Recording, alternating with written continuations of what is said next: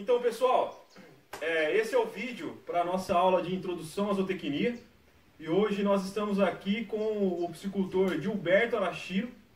E ele vai falar um pouco sobre quem ele de onde ele vem. Bom, boa tarde, né? Meu nome é Gilberto, eu sou médico veterinário, fiz mestrado, estou fazendo doutorado no México Botucatu. Nesse período do mestrado e doutorado eu fui pesquisador voluntário no CEP-CMBio. Após sair do CEP, recebi uma proposta de emprego nas hidrelétricas da STT. Eu fui responsável pelo setor de repovoamento dos rios, então eu produzia peixes nas pisciculturas da usina hidrelétrica para repovoar os rios aqui do estado de São Paulo. E agora eu assumi a piscicultura aqui em Mogi Mirim, e com foco principalmente nas espécies nativas, mas também algumas exóticas, como no caso da tilápia. E o Gilberto ele tem uma vasta experiência, principalmente em produção de peixes nativos, e é isso que a gente vai ver agora aqui na piscicultura Brumado. Vamos lá, Gilberto? Bora. Então, Gilberto, como que você faz aqui seu manejo reprodutivo? Então, os peixes eles ficam estocados nos tanques escavados, eles são alimentados dia sim, dia não, com uma ração apropriada, na densidade certa, para chegar no período reprodutivo ele está pronto para desova. Aí nesse tanque então nós mantemos os reprodutores, as matrizes. No período da reprodução nós passamos a rede para conferir se as fêmeas e os machos já estão preparados para reproduzir. E assim caminhamos eles para o laboratório de reprodução, onde eles serão induzidos para a reprodução. Então, Gilberto, depois que você traz os peixes para fazer a reprodução aqui no laboratório de reprodução, o que é realizado? Então, após a seleção dos reprodutores, eles são encaminhados aqui ao laboratório de reprodução, onde eles serão induzidos à reprodução. Então, eles vão ser selecionados e encaminhados para essas caixas, onde serão feitas 2 doses hormonais para, consequentemente, serem desovadas.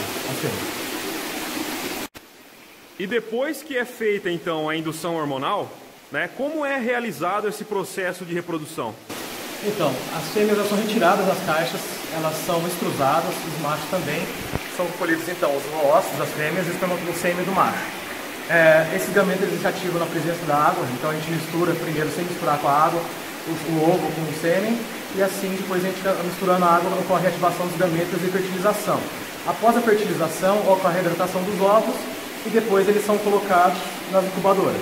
Como vocês podem ver, aqui nós temos larvas de tambaqui, já eclodidas. Muito legal. E aqui essas larvas têm quantos dias de vida? Elas estão no 3º dia após a eclosão. Ah, elas ainda nem começaram a comer então? Ainda não, estão só consumindo o próprio vitelo. Perfeito. E essa incubadora, ela funciona como? Deixa eu mostrar aqui, deixa eu afastar para mostrar para vocês aqui a incubadora.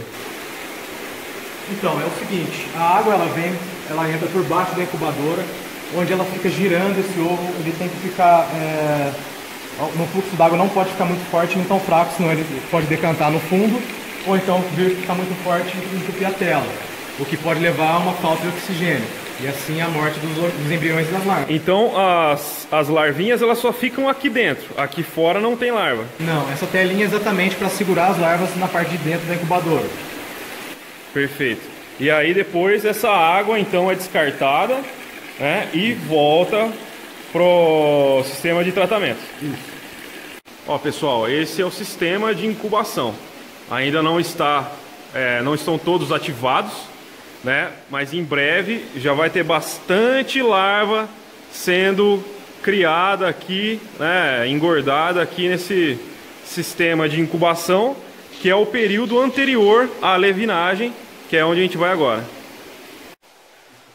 E então, Gilberto, agora a gente vai entrar aqui no seu setor de larvicultura de carnívoros, certo? E por que isso daqui tá escuro desse jeito? Porque são espécies de hábito noturno, No escuro eles se sentem mais à vontade para se alimentar. Porque também, se fica claro, eles se acumulam nos cantos das caixas, e o que vai acabar favorecendo o encontro entre as larvas, que vai aumentar a taxa de canibalismo. Então, assim, no ambiente escuro, a gente consegue que eles fiquem menos adensados, eles ficam mais espalhados na caixa, o que vai diminuir o canibalismo. Perfeito. Pessoal, então agora a gente vai entrar aqui, dentro dessa sala escura, E o Gilberto vai iluminar pra gente aqui dentro dos tanques pra gente ver. Esse, pessoal, são todos alevinos de pintado. É, pintado com cachara, né? Isso. Ok, então são híbridos, pessoal. E aqui eles já foram alimentados. Vocês podem ver esses pontinhos pretos em cima da água. São cistos de artêmia, né? Na verdade aqui tá só a capinha do cisto, né? A artêmia ela já foi fornecida e os peixes já se alimentaram. Olhem só. E quanto que essas larvas comem por dia, mais ou menos? Olha, elas comem no intervalo de 4 horas. Elas comem então no intervalo de 4 horas para garantir que ela seja sempre alimentada, porque quanto menor a larva, menor o intestino dela também, e assim então ela tem uma digestão mais rápida. Então, conforme o menor tempo que a gente precisa, o intervalo de tempo para alimentar ela, a gente consegue garantir que ela vai estar sempre alimentada. Então, nessas fases de intervalos menores, e assim a gente consegue aumentar também o intervalo conforme ela for crescendo. Então, nesse tamanho aqui, elas estão comendo cerca de 5 a 6 vezes por dia. E aqui, pessoal, vocês podem ter ideia do tamanho da estrutura, né? Aqui nós temos 3, 6, 8 caixas de cada lado, né? Com um fluxo de água constante, né? Justamente porque essa fase, o alevino ele cresce muito, ou seja, ele come muito, excreta muito. Então o fluxo de água tem que ser constante para garantir uma alta qualidade de água para esses animais, ok? Então a água entra por aquela torneira ali, né? E ela percorre todo esse caminho do tanque até essa saída de água aqui, ok? Ilumina. Aqui a gente pode ver que essa saída tem uma telinha, né? Justamente para quê? Para que não haja o escape de larvas. Principalmente nesse caso isso é importante porque a gente está trabalhando com animais híbridos que não podem ir parar na natureza por causa de impacto ambiental, ok? Ó, pessoal, esse é uma larva de cachara, né? Um alevino de cachara, cachara com pintado, que daqui a pouquinho ele já vai para a fase de juvenil, ok? Por enquanto ele ainda está na larvicultura, mas ele está sendo alimentado com artêmia, né? E daqui a pouco, né, daqui a alguns dias, ele já vai entrar para a fase de treinamento alimentar. Então, Gilberto, a gente falou da alimentação desses animais, né? E o que a gente utiliza para a alimentação desses animais? Olha, amigos, então nessas primeiras fases da vida do pintado, não só do pintado, mas como qualquer outro peixe carnívoro, nós alimentamos eles com náuseas de artêmias, que são microcrustáceas salgadas, que são muito utilizados em piscicultura para alimentação desses peixes carnívoros. Então esses aqui, ó, que vocês podem ver nadando, laranjinhas, são os náuplios de artêmia. Eles são de salinas, então a água aqui é água com sal, a gente coloca os cistos e eles eclodem, dando origem então às larvinhas, aos náuplios de artêmia. E daqui nós decantamos, separamos as cascas e alimentamos os peixes só com os náuplios.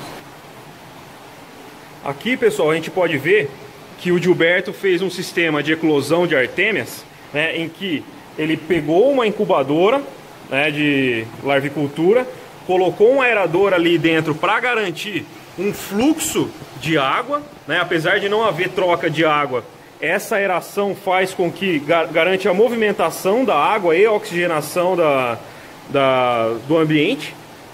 E aqui vocês podem ver os cistos de artêmia para eclodir, né? Como já está laranjinha, é porque já tem várias artêmias eclodidas, ok? E o mais importante aqui é manter a aeração e a salinidade de água. A presença de luz acelera a eclosão da artêmia e faz com que ela nade para cima, né? E facilitando a coleta dessa artêmia. Então, Gilberto, e aí a gente fez a larvicultura lá em cima das incubadoras e depois esses peixes vão para onde? Bom, então, após essa parte de incubação, os peixes nascem, eles são encaminhados aqui para os tanques são preparados, é feita uma calagem e também é feita uma adubação para esse peixe já vir para cá e ter um alimento direto no tanque. E você vai alimentar eles agora? aqui é dourado.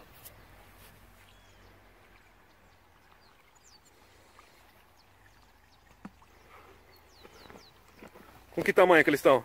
Esse aí eles estão entre 12 e 15 centímetros. Que já vale mais ou menos quanto?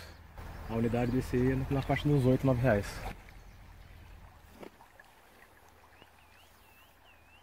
E Gilberto, você também cria tilápia, né? Que não é um peixe nativo e tem a biologia bem diferente dos peixes nativos, né? E como que você faz essa criação? Então, diferentemente das espécies nativas que precisam de indução hormonal, a tilápia ela reproduz sozinha no ambiente lêntico aqui no tanque. Então a gente coloca aqui, esse aqui é um tanque das matrizes, onde estão os machos e as fêmeas das tilápias. A fêmea, na época ela faz um ninho, ela desova, ela protege o ninho, ela guarda os ovos na boca.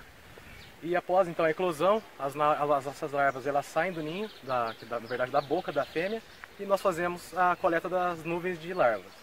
E passamos para os tanquinhos de reversão. Gilberto, essas tilápias elas estão aqui nesses tanques, né, recebendo uma ração especial, que é para fazer a reversão sexual, né? Por que que é importante, qual a importância da reversão sexual na criação de tilápia? Bom, Nicolas, então essas tilápias aqui, elas são alimentadas com uma ração em pó misturada com metiltestosterona, que vai garantir então essa reversão dessa tilápia. Nessa fase, ela tem um período de diferenciação sexual. Então é feita essa reversão para garantir que a taxa de reversão nunca chegue em 100%, mas tem uma alta taxa de reversão onde a maioria seja macho. Porque na tilápia, o macho tem um desenvolvimento maior que a fêmea. Então por isso que é interessante reverter o sexo dessa espécie. Então pessoal, agora a gente vai ver como é realizado o trato desses alevinos de tilápia. Ó, o tratador está utilizando um bambu para ele conseguir alcançar esses tanques rede que foram colocados ali dentro do viveiro maior.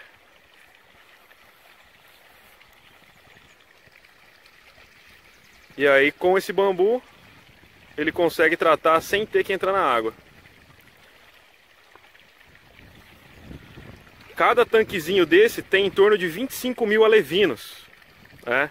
O que hoje corresponde a um valor estimado entre 3 e 4 mil reais.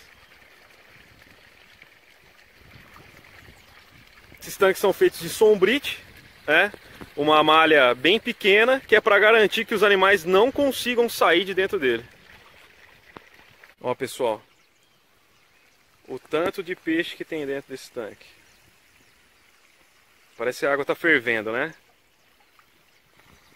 São milhares de alevinos vindo até a superfície para comer a ração que está sendo fornecida. Então a gente está aqui de volta na sua varanda. A gente já viu várias etapas dentro da sua piscicultura. E falta a gente falar um pouco, né, sobre o treinamento alimentar desses animais, que é uma característica muito importante para a produção de peixes nativos carnívoros, né? E é um grande desafio, certo, Gilberto? Como que você faz esse treinamento alimentar? Bom, basicamente o treinamento alimentar é uma mudança gradativa do alimento, que no caso, como é um peixe carnívoro, ele vai comer carne, no caso dos peixes, eles comem os peixes, para a ração. Então a gente começa, esse peixe ele vai passar daquele microstágio salgado, que é a artêmia, para o peixe moído, e após, semanalmente, vai sendo aumentado a porcentagem de ração em pó misturada nesse peixe, até ele passar a comer 100% de ração. Por que é tão desafiador assim? Bom, tem vários problemas. O primeiro deles é que a ração é um alimento inerte, né? E o peixe carnívoro ele é um peixe que é um predador. Ele gosta principalmente de alimento em movimento. Então esse é um dos principais desafios do treinamento alimentar.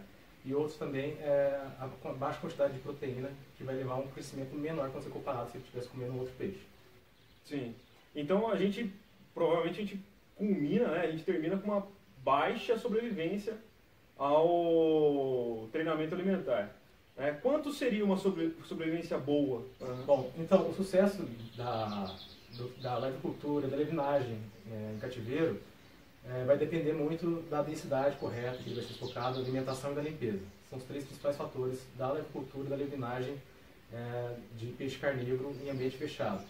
Que, então é a alimentação, quanto mais vezes ao dia você conseguir alimentar, você vai garantir que o peixe está sempre alimentado, um peixe sem fome não é que não vai ter o canibalismo, mas vai reduzir bastante a taxa de canibalismo. E também, como são predadores, como são peixes que eles estão em alta densidade, conforme a gente conseguindo ajustar a densidade de uma forma correta, a gente vai conseguir também reduzir essa taxa de canibalismo. Perfeito. E você disse que cada peixe, cada espécie tem uma época boa de vender, né? Por exemplo, você disse que em um mês o dourado ele já está pronto para ser vendido para o criador, né? Para o piscicultor que vai ser responsável pela engorda desses peixes. E as outras espécies que você cultiva? Quanto tempo demora mais ou menos? Então, varia um pouco, né? O dourado disse para você em 30 dias a 45 a gente já está vendendo, que já está na faixa dos 5 centímetros. Na verdade, os peixes que são carnívoros eles têm um crescimento mais acelerado. Agora, que também eles ficam em menor densidade, né? Por exemplo, o dourado ele tem o mesmo problema dos peixes nas caixas. Ele é um peixe carnívoro, é um predador, então em alta densidade também o canibalismo é bem alto, no caso do dourado. Agora, a matrinchã, a piraputanga, a piracanjuba, esses peixes do gênero bacon, eles também têm um crescimento muito acelerado, são peixes muito vorazes, eles comem muito. Se você jogar ração o dia inteiro, eles comem o dia inteiro. Então esses peixes eles têm um crescimento maior. Agora, quando comparamos ao curimbatá, ao pacu, que tem um crescimento um pouco menos acelerado. Bem, então essa foi a nossa conversa com o piscicultor Gilberto Arashiro. Queria agradecer então a sua participação, né, agradecer por receber a gente aqui na sua piscicultura, e foi um prazer. Eu vou deixar o contato para você